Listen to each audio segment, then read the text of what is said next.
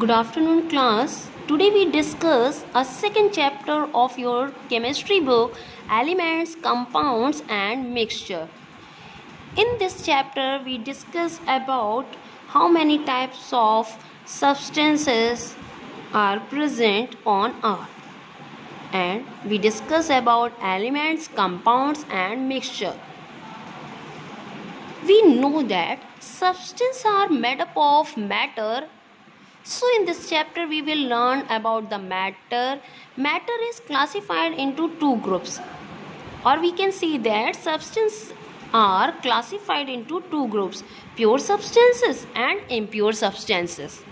Pure substance is a kind of matter which consists of same type of particle that cannot be separated into its component by any physical means.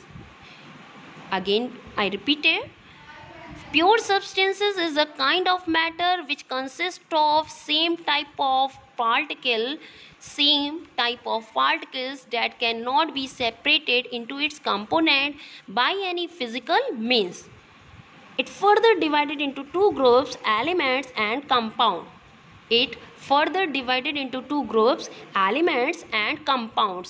Elements are pure substances which can neither be broken into further simpler substances nor formed from two or more simpler substances by any physical or chemical means.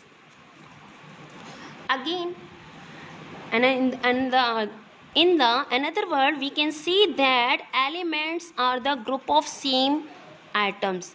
Elements are the group of same atom, or we can say that it is made up of identical atoms only. It made up of identical atoms only. It cannot be broken into two or more simpler substances. It cannot be broken into two or more simpler substances. All the substances on earth are chemically made up of either one element or two or more elements.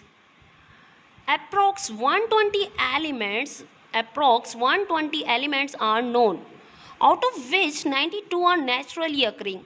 92 elements are naturally occurring, but rest of the elements are prepared artificially.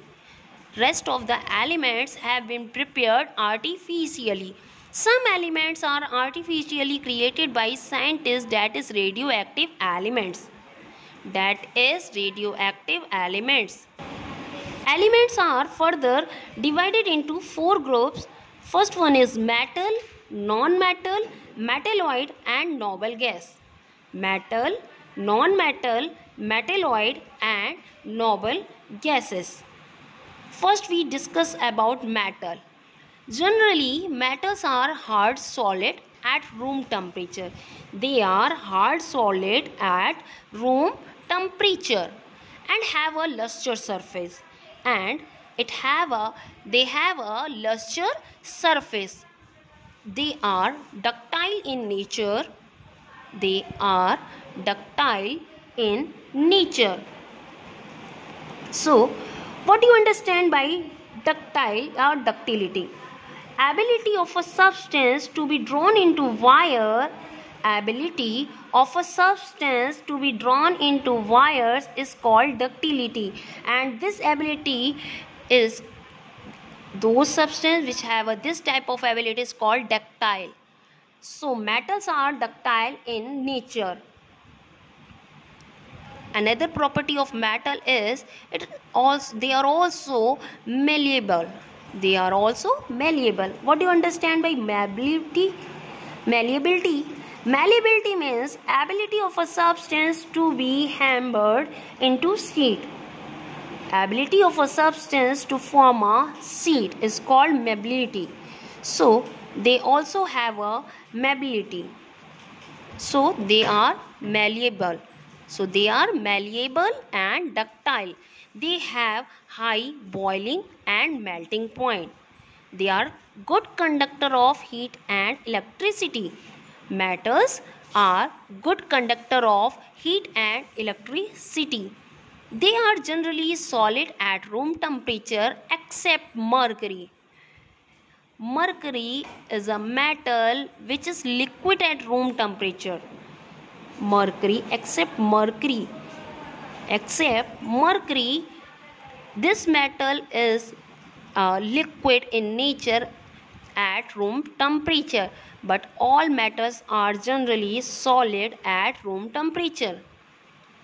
For example, silver, gold, platinum, copper, aluminium, they all are metal. Now, non-metal.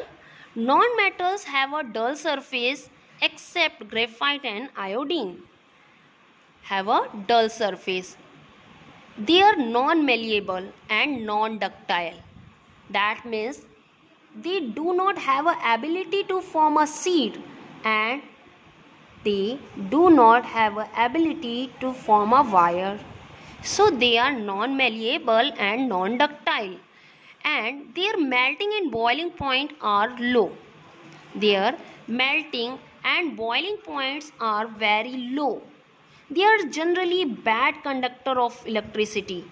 They are generally a bad conductor of electricity and heat.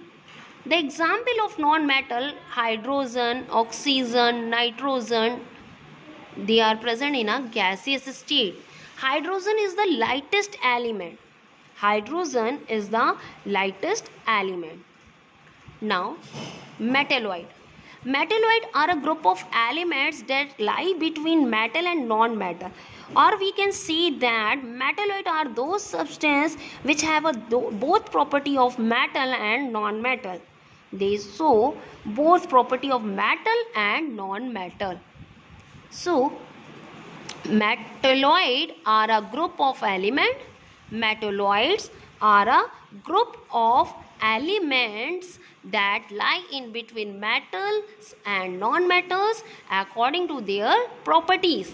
They show properties that are to some extent metallic as well as non-metallic. The example of metalloid is boron, silicon, germanium, arsenic, antimony, etc. Now we discuss noble gases. They are also known as inert gases because they have stable electronic configuration. Noble gases, also known as inert gases, because they have stable electronic configuration. That's why they are not easily react to any other elements. The example of noble gases are helium, neon, argon, krypton, etc. Thank you.